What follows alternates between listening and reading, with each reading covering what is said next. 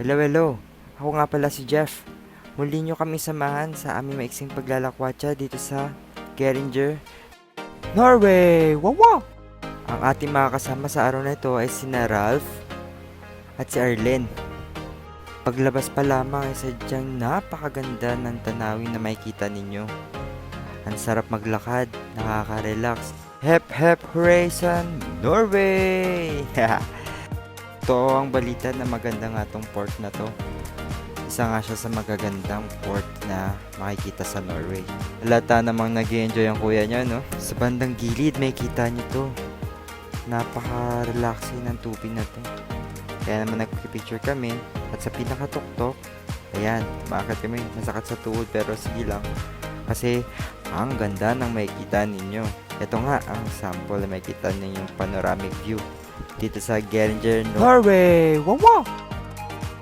Siyempre, hindi pa patalo kaibigan ko na ang rason kung bakit ang gaganda ng video sa pictures ko palagi. Go, beb. Part na to, naglakad ulit kami papunta doon. Lalak namin ikutin.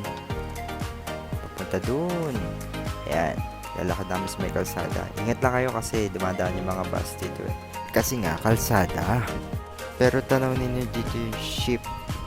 You know, ang Jewel of the Seas.